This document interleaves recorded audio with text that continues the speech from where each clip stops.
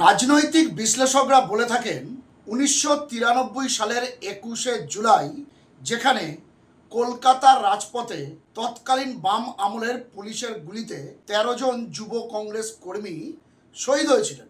রাজনীতির ময়দানে ঘটনাটি অত্যন্ত বেদনাদায়ক, অভিশপ্ত একটি দিন হলেও সেই দিনটি ছিল তৎকালীন অবিভক্ত কংগ্রেস নেত্রী মমতা বন্দ্যোপাধ্যায়ের বর্ণময় রাজনৈতিক ক্যারিয়ারের প্রথম মাইলস্টোন। ১৯৯৩ সালের ২১শে জুলাইয়ের পর মমতা বন্দ্যোপাধ্যায়কে আর নিজেকে জননেত্রী বলে প্রতিষ্ঠা করার জন্য পিছনে ফিরে তাকাতে হয়।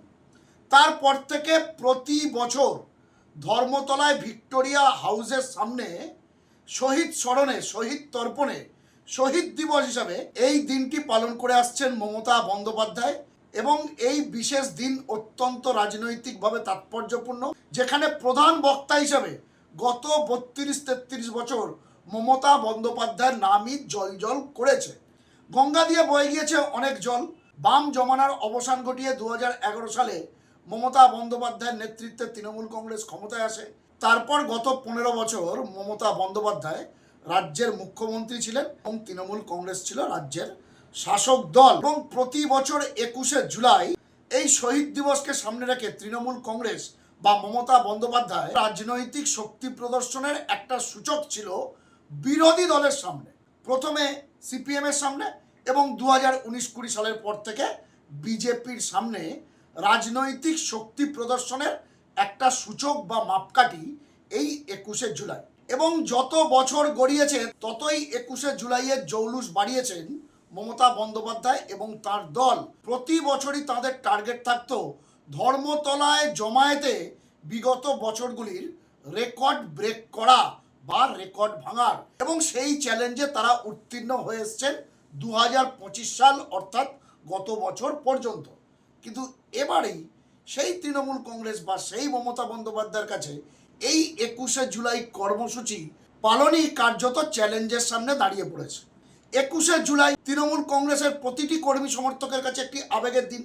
অন্যদিকে এবারে ২১শে জুলাই তৃণমূল কংগ্রেস বা মমতা বন্দ্যোপাধ্যায়ের সামনে একটি আলাদা চ্যালেঞ্জ।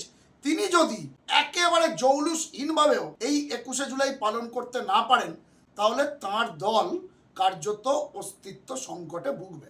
আদৌ তারা ২১শে জুলাই পালন করতে পারবেন কিনা সেই প্রশ্ন বিভিন্ন মহলে উঠতে শুরু করেছে। আর ঠিক সেই জায়গা থেকেই ২১শে জুলাই পালন করতে, শুধু পালনই না, ২১শে জুলাইকে সফলভাবে পালন করতে মরিয়া মমতা বন্দ্যোপাধ্যায়। কিন্তু বিষয়টা কি অত সহজ হবে এবার তার কাছে? রাজ্যে ফের রাজনৈতিক পালাবদল। ৩টে টার্মে তৃণমূল ক্ষমতায় থাকার পর রাজ্যে বিজেপি সরকার প্রতিষ্ঠিত হয়েছে, আর তৃণমূল শাসক থেকে বিরোধী হওয়ার পর এবার প্রেক্ষিতটা গত ৩২-৩৩ বছরের তুলনায় সম্পূর্ণ আলাদা। কারণ ওই বলছিলাম, গত ৩২-৩৩ বছরে বা গত ৩ দশকেরও বেশি সময় ২১শে জুলাই শহীদ দিবসকে সামনে রেখে মমতা বন্দ্যোপাধ্যায় এবং তার দল কখনো কংগ্রেস কখনো তৃণমূল কংগ্রেস প্রধান প্রতিপক্ষকে তার রাজনৈতিক শক্তি প্রদর্শনের একটা মাপকাঠি হিসাবে চিহ্নিত করত। এবং এই ২১শে জুলাই থেকেই মমতা বন্দ্যোপাধ্যায় তার দলের সর্বস্তরের নেতা কর্মীদের তিনি গোটা বছরের রাজনৈতিক টাস্ক বা কর্মকাণ্ডের একটা রূপরেখা তৈরি করে দিতেন। কিন্তু এবারে ২১শে জুলাইয়ের প্রেক্ষিতটা আলাদা এই কারণেই, এখন আর বিরোধী নয়, এখন মমতা বন্দ্যোপাধ্যায়ের সামনে তার শক্তি প্রদর্শন তাঁরই দলের বিদ্রোহীদের সামনে। কারণ ঋতব্রত বন্দ্যোপাধ্যায় পন্থী তৃণমূল কংগ্রেসও কোমর বেঁধে নামছে ২১শে জুলাই কর্মসূচিকে সফল করার জন্য। ইতিমধ্যেই তারা কলকাতা পুলিশের কাছে মেয়র রোডে গান্ধী মূর্তির পাদদেশে এই কর্মসূচি পালনের প্রয়োজনীয় অনুমতি পেয়ে গিয়েছে এবং আগামী কাল থেকেই তারা এই ২১শে জুলাই কর্মসূচিকে সামনে রেখে জেলায় জেলায়, ব্লকে ব্লকে, বুথে বুথে তারা জমায়েত কিভাবে করবেন সেই পরিকল্পনা শুরু করে দিয়েছেন। কারণ ইতিমধ্যেই তাদের রাজ্য কমিটি ও জেলা কমিটি তৈরি করে ফেলেছেন এবং সেখানে এমন কিছু বাঘা বাঘা নেতৃত্বকে তারা রেখেছেন যারা একসময় মমতা বন্দ্যোপাধ্যায়ের অত্যন্ত ঘনিষ্ঠ ছিলেন এবং দক্ষ সংগঠক বলেও পরিচিত ছিলেন।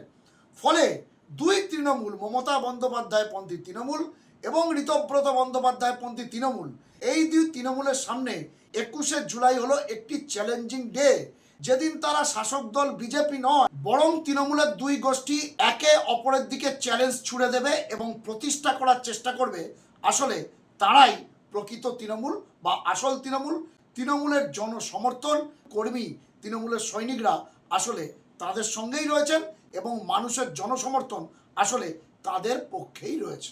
এবং এটা একসময় অগ্নিকন্যা মমতা বন্দ্যোপাধ্যায়ের কাছে সত্যি আজকের দিনের অগ্নি পরীক্ষা হয়ে দাঁড়িয়েছে। 21শে জুলাই শুধু তো একটি রাজনৈতিক কর্মকাণ্ড নয় মমতা বন্দ্যোপাধ্যায় বা তার দলের নেতা নেত্রী বা কর্মীদের কাছে। 21শে জুলাই তৃণমূল কংগ্রেসের সর্বস্তরের নেতা নেত্রী কর্মী সমর্থকদের কাছে একটি আবেগের নাম। কিন্তু রাজ্যে রাজনৈতিক পালাবদলের পর তৃণমূল কংগ্রেস এখন টুকরে টুকরে জ্ঞান। মূলত রাজ্যের বুকে ঋতব্রত বন্দ্যোপাধ্যায় পন্থী তৃণমূল কংগ্রেস অর্থাৎ বিরোধী দলনেতা ঋতব্রত বন্দ্যোপাধ্যায়ের নেতৃত্বে প্রায় 65 জন বিধায়ক মমতা বন্দ্যোপাধ্যায়ের সঙ্গ ত্যাগ করেছেন। এরপর বেশ কিছু ভারী ভারী নাম, শুধু ভারী ভারী নাম না, তারা গত কয়েক বছরে বা গত কয়েক দশকে মমতা বন্দ্যোপাধ্যায়ের ছায়া সঙ্গী হিসাবেই ছিলেন, মমতা বন্দ্যোপাধ্যায়ের স্নেহের পাত্র বা পাত্রী হিসাবে ছিলেন। চোখ বন্ধ করে মমতা বন্দ্যোপাধ্যায় যাদেরকে ভরসা করতে পারতেন তাদেরও একটা বড় চাই এখন ঋতব্রত বন্দ্যোপাধ্যায় শিবিরে। ঠিক সেই জায়গা থেকে এবার 21শে জুলাই পালন করতে চলেছে কালীঘাটপন্থী তৃণমূল কংগ্রেস। কিন্তু অনেকের মনে প্রশ্ন, এবারে মমতা বন্দ্যোপাধ্যায় 21শে জুলাই কর্মসূচি ঠিক কোন জায়গায় পালন করবেন? তিনি কি আদৌ ধর্মতলায় ভিক্টোরিয়া হাউসের সামনে পালন করতে পারবেন, নাকি সেটা কোনোভাবেই সম্ভব না? এরই মধ্যে কালীঘাট তৃণমূল অর্থাৎ মমতা বন্দ্যোপাধ্যায় পন্থী তৃণমূল থেকে একটা বড় সড়ো আপডেট সামনে এসছে এই 21শে জুলাই কর্মসূচিকে কেন্দ্র করে। কারণ বিজেপি পরিচালিত রাজ্য সরকারের পক্ষ থেকে এবার ভিক্টোরিয়া হাউসের সামনে মমতা বন্দ্যোপাধ্যায়ের দলকে অনুমতি দেওয়া হয়নি। আর সেটাকে চ্যালেঞ্জ করে ইতিমধ্যেই মমতা বন্দ্যোপাধ্যায় পন্থী তৃণমূল কংগ্রেসের তরফে হাইকোর্টে যাওয়া হয়েছে। কারণ তারা চাইছে ঐতিহাসিকভাবে পালিত হয়ে আসা 21শে জুলাই কর্মসূচি, যেটা বছরের পর বছর ভিক্টোরিয়া হাউসের সামনে পালিত হয়ে আসছে, এবারও যেন তাদের সেই অনুমতি দেওয়া হয়। আমরা বলতে পারবো না শেষ পর্যন্ত হাইকোর্ট অনুমতি দেবে কিনা। যদি না দেয় তো ফুরিয়ে গেল, আর যদি দেয়, যতটুকু ধারণা আইনজ্ঞ মহলে তারা বলছেন দিলেও হাইকোর্ট কিন্তু একটা শর্ত চাপিয়ে দেবে, 2000-এর বেশি লোক নিয়ে করা যাবে না বা 5000-এর বেশি লোক নিয়ে করা যাবে না।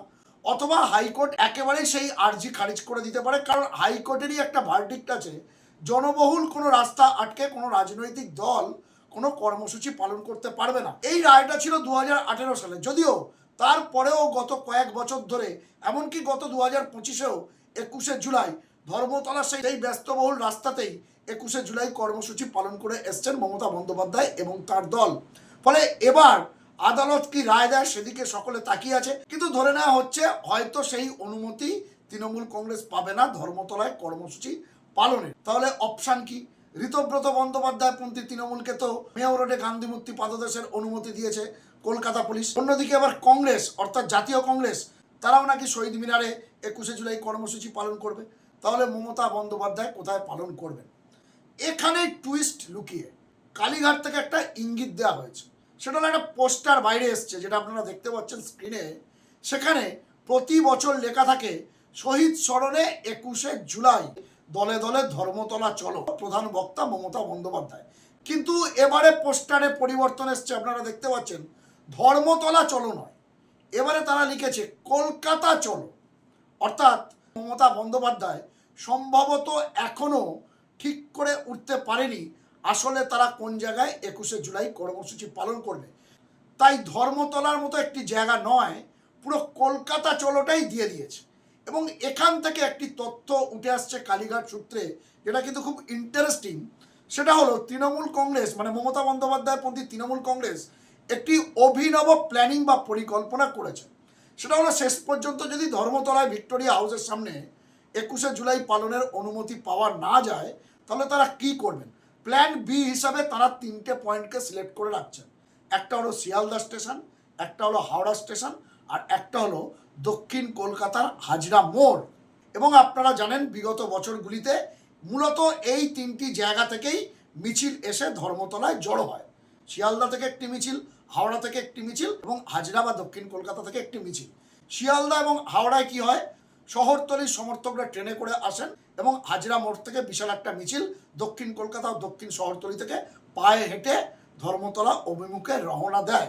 আর জেলাগুলি থেকে তো 2-3 দিন আগে মানুষজন চলে আসেন, বিশেষ করে উত্তরের জেলা বা দূরের জেলাগুলি থেকে। বিগত বছরগুলিতে যখন তৃণমূল ক্ষমতায় ছিল আমরা দেখেছি তারা 2-1 দিন আগে চলে এসে থাকতো সল্টলেকের সেন্ট্রাল পার্ক চত্বরে অথবা কসবার গীতাঞ্জলি স্টেডিয়ামে কিংবা নেতাজি ইনডোর ও ক্ষুদিরাম অনুশীলন কেন্দ্রে। তবে এবার তৃণমূল কংগ্রেস নেতৃত্ব মনে করছে হয়তো দূরের জেলাগুলি থেকে কোনো মানুষই তারা আনতে পারবে না বা মানুষ আসবে না।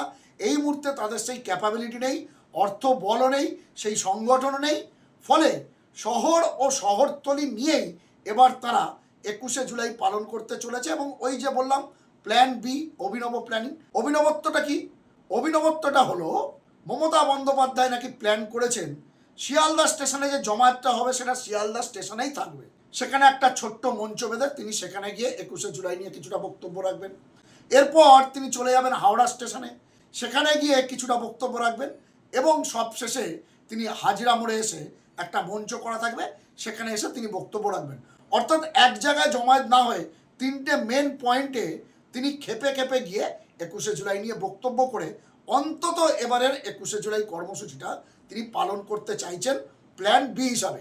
আর যদি কোনো কারণে কলকাতা হাইকোর্ট বা আদালত ধর্মতলা চত্বর শর্ত সাপেক্ষেও অনুমতি দিয়ে দেয় তাহলে তারা সেখানেই করবেন। তো দর্শক বন্ধুরা, এটাই ছিল 21শে জুলাই নিয়ে কালীঘাটপন্থী বা মমতা বন্দ্যোপাধ্যায়পন্থী তৃণমূল কংগ্রেসের প্ল্যান বি।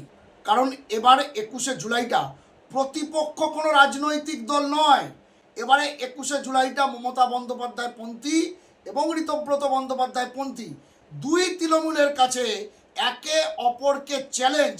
কাদের দিকে প্রকৃত জনসমর্থন রয়েছেন, কাদের দিকে কর্মীরা রয়েছেন সেটা প্রমাণ করার একটা বড় তাগিদ। ঋতব্রত বন্দ্যোপাধ্যায়পন্থীরা তো পেয়েই গিয়েছেন মেয়র রোড গান্ধী মূর্তির পাদদেশ, কিন্তু মমতা বন্দ্যোপাধ্যায়পন্থীদের ভিক্টোরিয়া হাউস বা ধর্মতলা এখনও আদালতে ঝুলে রয়েছে। শেষ পর্যন্ত যদি না পারেন প্ল্যান বিটাই তারা এক্সিকিউট করতে চলেছেন বলেই কালীঘাট সূত্রে খবর। তো দর্শক বন্ধুরা, এক্ষেত্রে আপনারা কি ভাবছেন?